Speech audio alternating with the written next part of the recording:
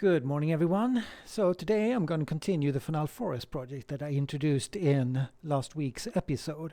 So if you haven't seen it, you can check it out there, and then you will know all the details what this is all about. But in short, it's about me going to the Fanal Forest in Madeira, scanning a lot of trees, around 30 trees, and then prepping them and bringing them into Unreal Engine. And then eventually I'm also going to make them ready for the fab store so we can try to sell it.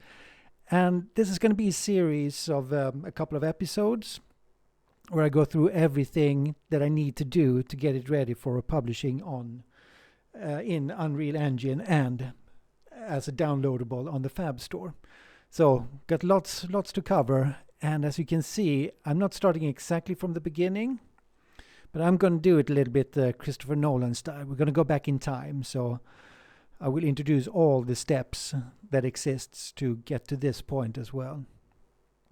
So the thing is, in order to pull a project off, you need to get organized. And that's what this today's episode is all about.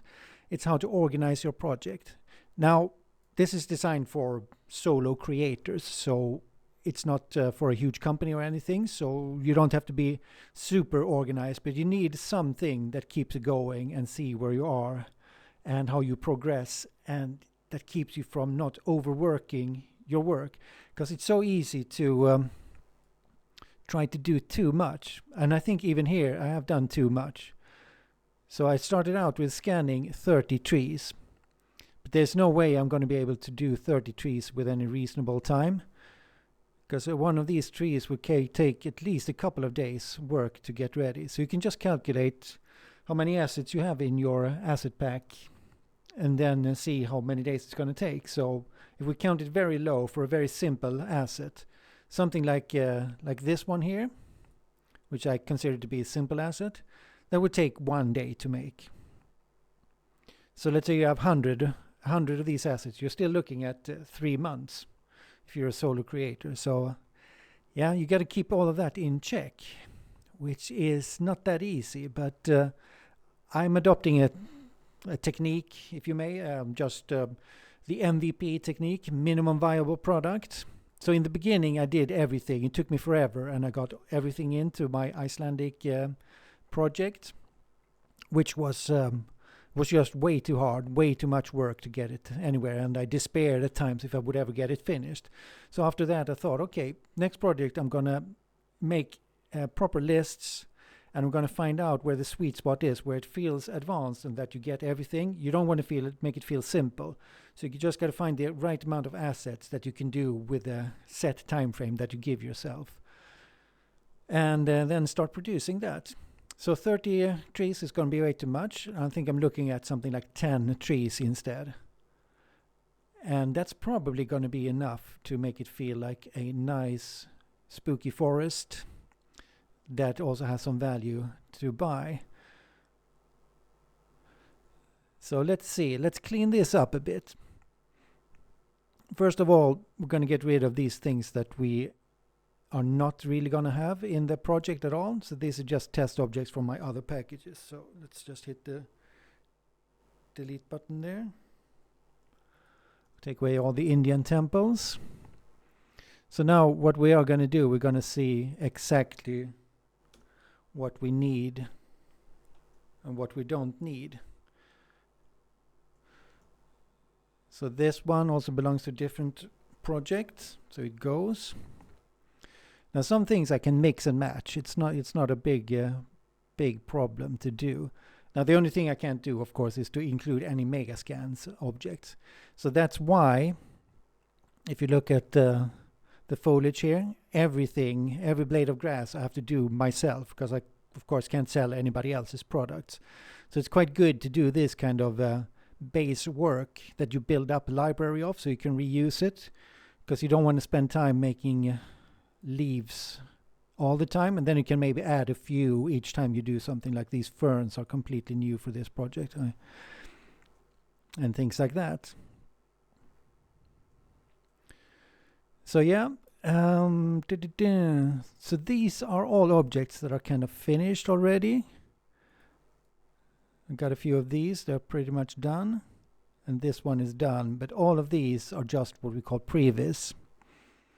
So this is going to be enough for me to make a nice layout, so I can decide exactly what I want.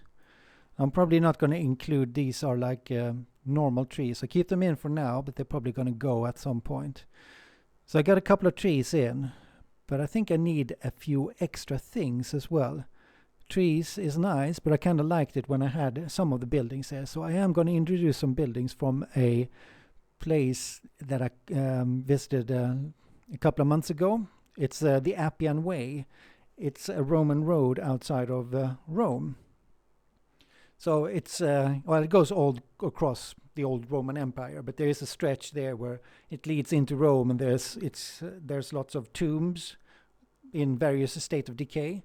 So I took the opportunity to scan a bunch of those, and we're going to try and bring some of them into this map here as well, and see if it can spice it up a little bit. Which are the phases then? Where do you start? Well, it all begins with the scouting phase. That's you just trying to find a place to scan. That's going on the internet, watching YouTube videos, etc. All that kind of fun stuff. And then the next step is to actually go to the place and do the actual scanning. So that will be the scanning phase. Once you're done with the scanning phase, you jump on the plane, you fly back home, and you load up all the images into your computer, and you start the R&D phase. So the R&D phase is where you kind of you play around a little bit. You got to get a feel for the scene, what you need to do technically to make it work. How many assets do you have? Do you need any more assets? Do you need something special? So for instance, in this scene here, there was quite a big R&D phase that I actually just finished now.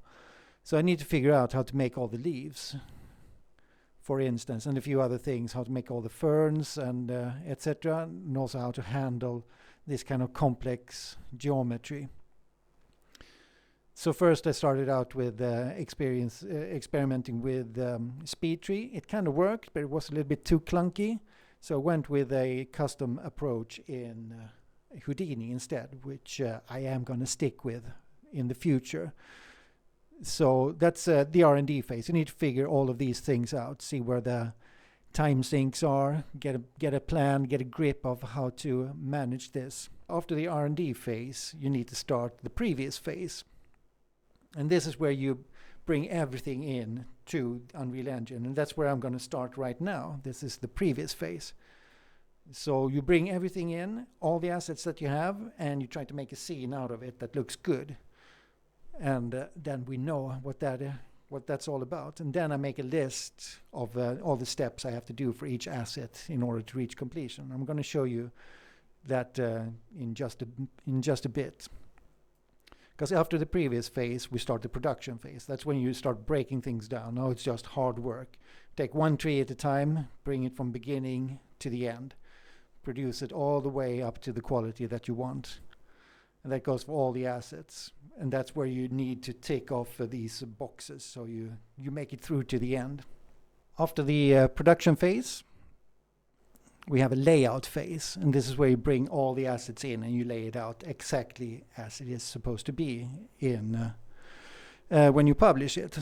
So we're getting really close to the end now. We do the layout, and we also do a few other things in Unreal Engine. Just get everything done up to 100%. And then it's time to publish it. So that's when we try to package it up and bring it into the Fab store, etc.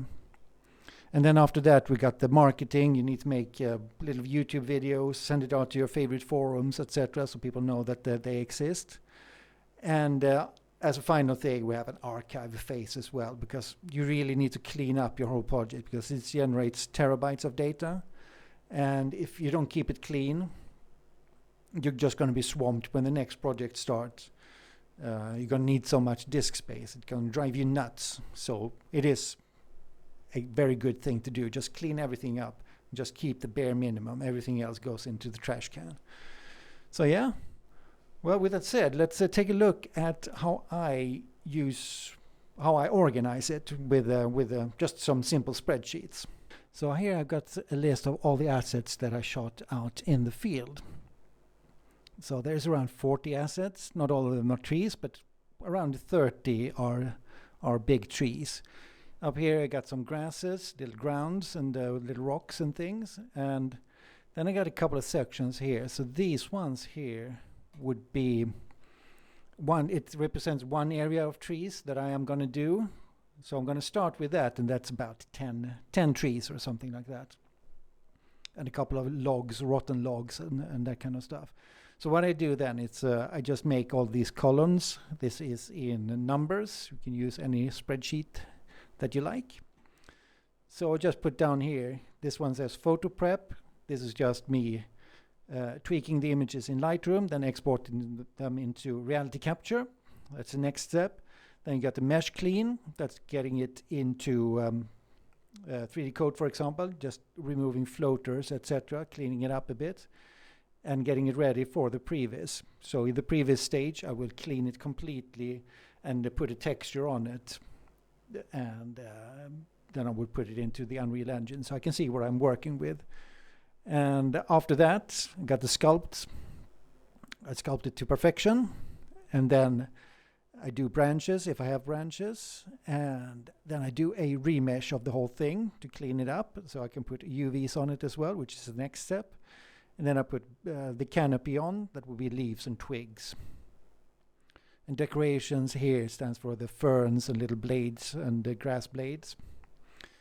And then I have to get the textures back on, gotta paint the textures, turn the mesh into a clean, nice nanite mesh, and then fix the textures, the diffuse, the normal map, and occlusion, roughness, and translucency maps as well. And then I clean it up, and then I publish it. So you can make any of these steps as you want, but it's just so nice to have this where you can click it off. And let's say you take a break for a few weeks and you return, you kind of know where to pick things up as well. It's like, okay, I'm here. I can just continue from right there. So it doesn't have to be more elaborate than this. It's as simple as it gets, but it's going to help you quite a lot. And it varies from project to project. Here I got the Appian Way, and these are all the tombs here. These are the candidates that I want to bring into this project, and I've got them up to the previous level. So we're going to bring them in and do a little bit of a layout with those things. And you can see it's slightly different here, but yeah, you can put in whatever you like, but that's just about how that is. So right now I'm at the previous level, so I'm going to do like a very rough clean of all the meshes, just so it's able to end up in the Unreal Engine with the texture. So I can show you how I go about that with a few examples. Let's take a look here in Unreal Engine what a Previz mesh would look like. So here we go. You can see there are no leaves or anything. It's just keeping it very, very simple. So I got all the trees in already that I want. And if we go to it here, you can see it's just a mesh here, and it's got a simple diffuse texture there that's just hanging around. So it's an 8K, just rendered in reality capture, put on a very simple material. So this is supposed to be as fast as possible, because I need to know if I'm going to use these things and how many I need, and be able to make decisions really fast. So that's what it's for. And this is the Appian Way. So it's just outside of Rome, and it's maybe a 4 or 5 hour hike. And all the way through there's these ancient Roman tombs that celebrate Roman emperors, important generals, etc. But they're all in different states of decay. But it looks absolutely amazing to walk through there. And I had to stop every 100 meters. First to take photos, like you can see here. But also I did a lot of scans. So I got maybe 20 of these buildings.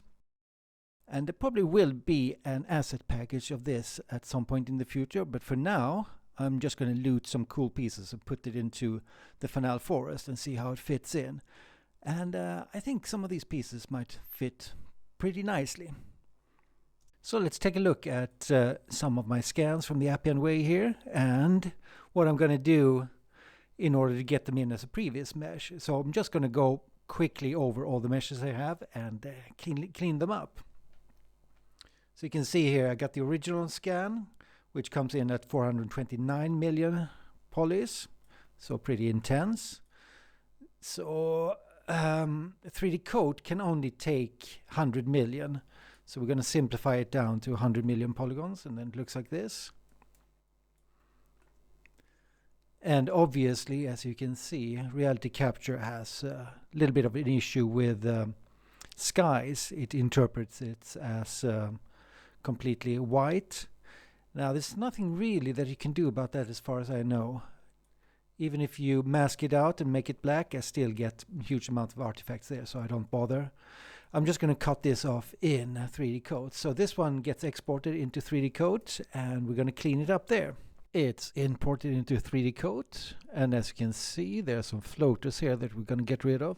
So I'd like to begin with just cutting a few pieces off in surface mode. So we're going to convert this one into volume mode in a bit, but before that we're just going to cut a few things off here.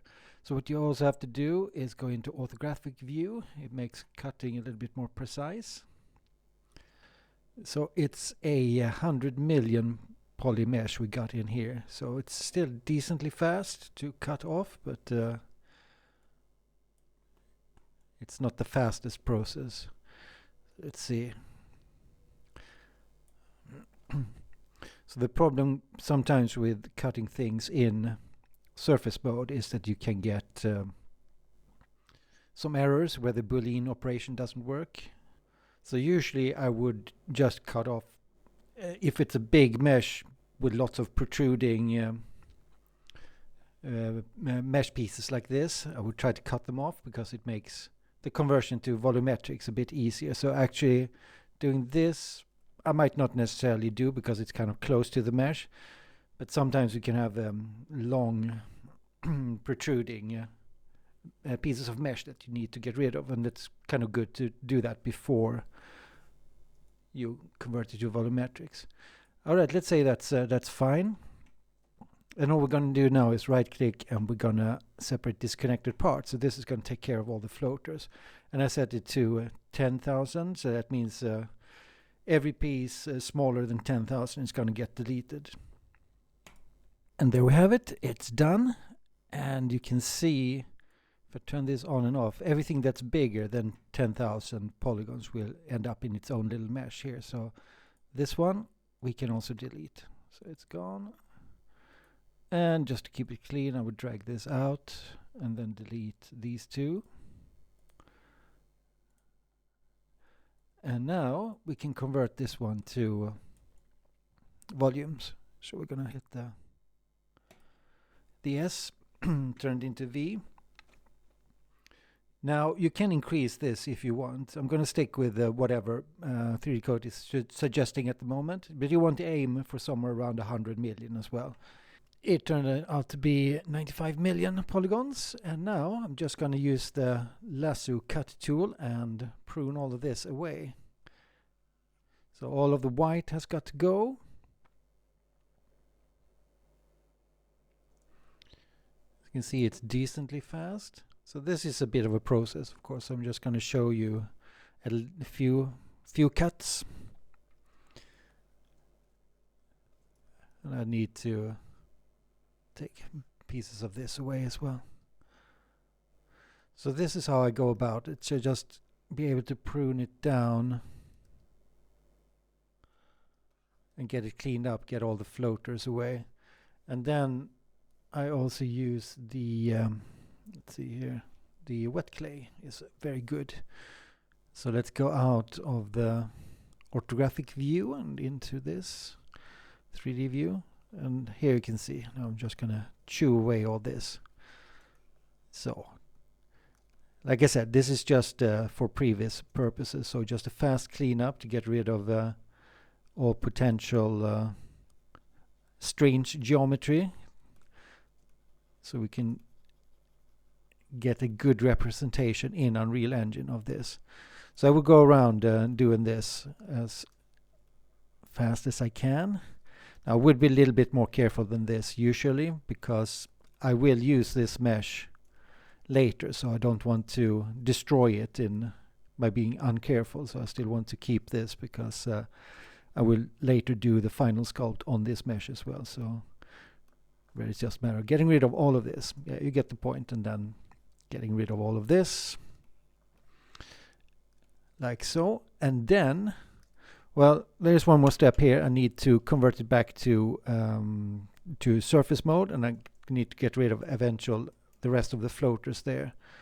And then I'm going to import it back into reality capture. I got the Previz model here, and this is what it looks like when it's cleaned up. And it also has a texture on it now, so I would need a 8K texture. So I will just go to the texture. You can set the settings here. I just want one texture that is 8K, and then you project that on there, and then just export this. You can either simplify this in reality capture, or you can simplify it when you export it from 3D Code. It's either or, but it should be around, like here I got almost 6 million polygons. That's fine for Unreal in a previous stage. So something around there is kind of okay. So this one goes out, and then it goes into Unreal Engine. And I have a few other of these meshes I want to show as well. And then we're going to import all of them into Unreal Engine and lay them out. And here we have it, one of the Fanal trees. And you can see what kind of a horror I'm up against here. This is really tough to clean up. So when you do the scanning on location, you're just going to get a jumbled mess of everything that is the trees, the canopy here. So you get kind of good quality up to a certain level. But of course up here you can't see anything either. And if the wind is blowing, yeah, it's just gonna turn into a mess, all of this. But you still want to be able to capture some of the movement, so to speak, or the curvature in the branches here. So we're going to try to keep that somehow. But for now, we're just going to clean this one up. So I'm going to export this one as well into 3D Code, just as it is. I'm going to decimate it down if I need to. Now it's 78 million, this whole thing. And then it's quite the tedious process to try to cut off these messy parts here and keep some of these limbs here going on. And here it is in 3D Code, and we're going to start cleaning it up. And as usual, we go into the orthographic view. Got the cut tool with the lasso chosen, and then we just start cutting off the obvious pieces here. Now this is going to take quite a long time, so I'm not going to show the whole operation, of course. So the other one that I did before is, of course, it's a lot easier because you don't have these branches there that's sticking out, but there is no specific technique to it except that you have to learn how to cut this in a nice way. Got to learn how to prune it.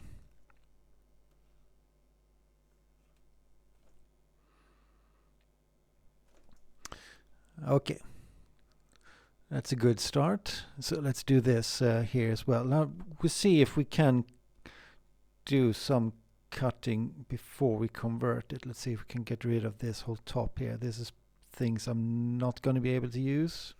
Pretty certain of it. So let's take away that whole thing.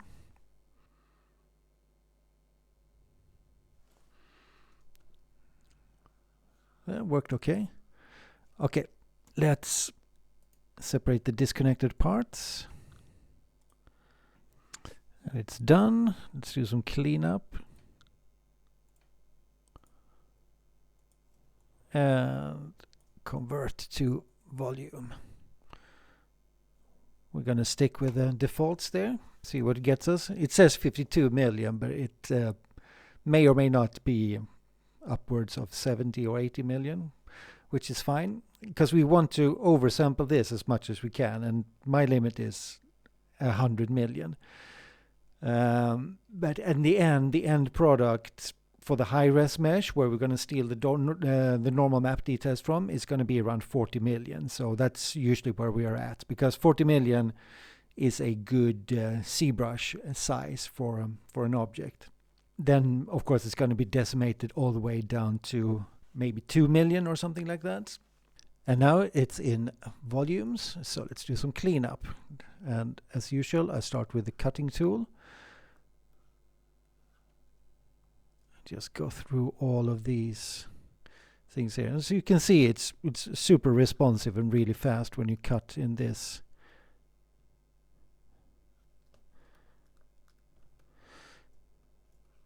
But you can also see this is going to take its little time. But luckily the software is not working against me, which is good. Now I don't think there is any other software that can do anything like this. This is specifically because you are in voxel mode.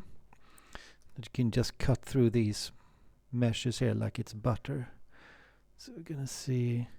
Now I am in orthographic mode because the way it works, it's you create like a Boolean shape here that shoots through the screen. And sometimes if you are in perspective view, you can it can be hard to aim. You can kill off things that are behind you actually, which is not good. So and especially if you don't notice it and you keep on sculpting and then you realize that you've cut something that you don't want to cut off. So that's why I prefer to be in orthographic mode as much as possible. And you have to aim it as good as you can. Now there are features here where you can hide parts of the mesh and things like that as well, so you can do that. I try to make it as far as I can without doing things like that. But sometimes it's needed and sometimes it's also a good thing, because when you are sculpting, anything can happen. You can disrupt the mesh in places you don't want to disrupt it, and if it's too much, you have to start from the beginning if you can't undo. So there are always dangers. You have to be careful with these, working with these things. But mostly it's a huge pleasure. You see, I got my work cut out for me here, so to speak.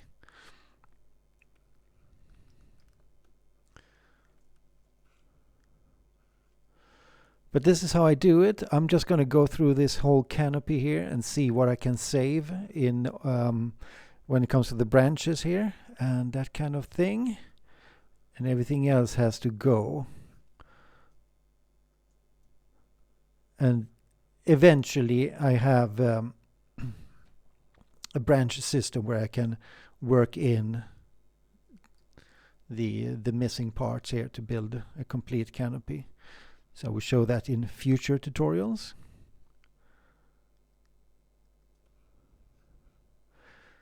So yes, let's see. I'll keep going. And then of course I have the wet clay as well to work with, and a few other of the clay tools if you feel that's necessary. So, but usually in order to do this, you basically need the cut tool and you need the wet clay tool, and then that's all you need for this stage. And try not to waste too much time on this, because it's just going to be in representation of what you're actually going to use. So let's say I clean this up and I do like I've showed you before. I'm going to convert this to a surface, and then I'm going to remove all the floating pieces and then export it into reality capture. And in reality capture I am going to get the texture on, and I'm also going to decimate it down to 5 million around. Okay, so we're back in Unreal Engine again, and we're going to bring in all our previous meshes here. So I did export all of them from reality capture with just one texture. So if I take an example here, let's take this one for instance. So you can see I got one material and one texture here, 8K. So if I just drag it in, now you can see that's a bit underwhelming perhaps. It's a bit small, but that's because we don't really know what the size is in reality capture. So it comes in as whatever. But here it's as easy as I'm just going to increase the size a bit. Oop. So it's not important at this stage to have nailed down the exact sizes and things like that. Because like I said, we don't know which assets I'm actually going to bring all the way to the end. Now I'm just going to get a feel for what would it look like if I import all of this. So let's bring in the other ones.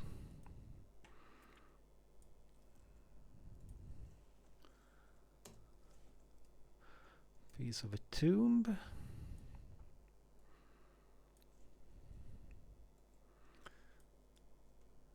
Okay.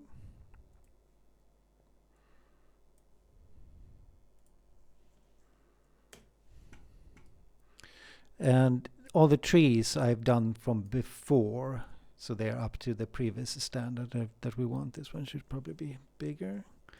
Let's make it 25, could be good. Put it over here somewhere. Could be even bigger. Okay. This one we can put, let's put this one here. Let's try 30. Yeah, that's a good, nice size.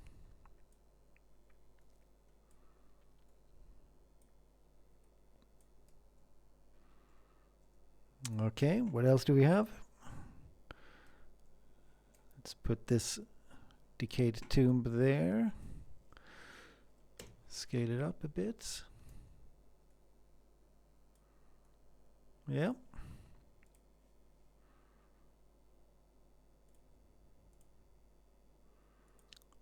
Let's see, we got this one as well.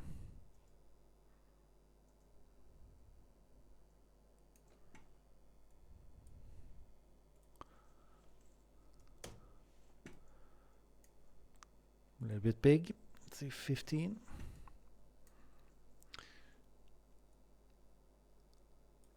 Okay.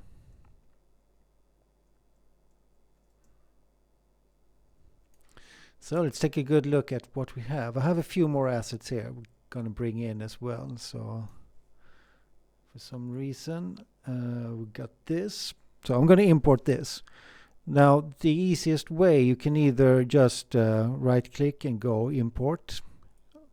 I actually prefer to just find the folder and drag drop it in. So we're going to do that.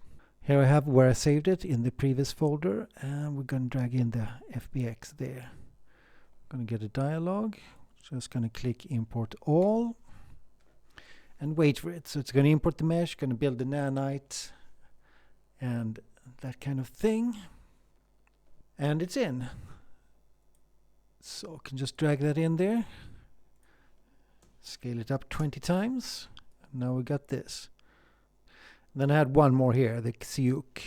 Okay, same procedure as before. Just drag it in to the folder. I have ready-made folders here for it. Import all, and we just wait for it to come in. Okay, let's place it 10 times up. It's looking pretty neat. I think that could work quite well in this scenario.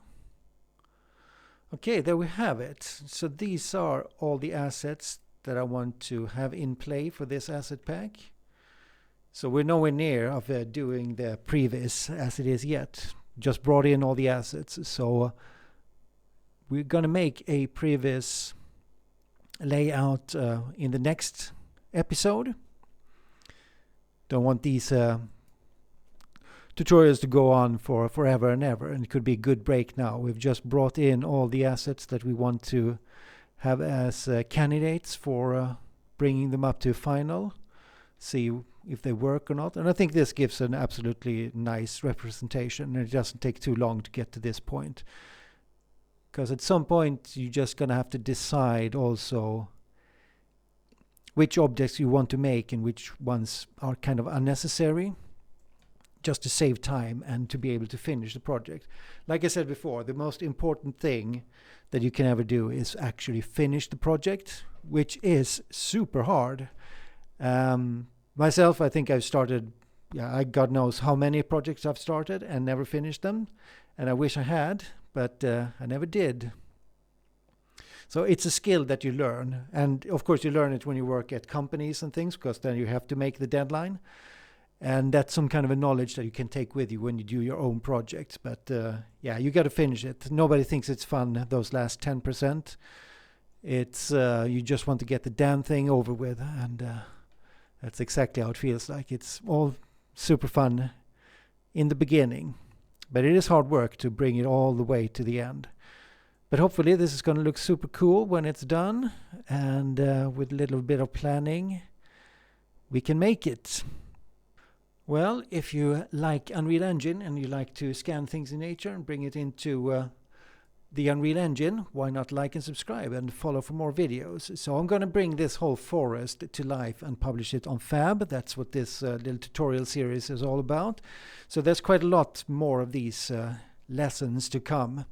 And there's also going to be a little bit of a dev vlog where I show exactly my progress and all kinds of problems that I encounter. So please follow that, and I hope to see you around next time.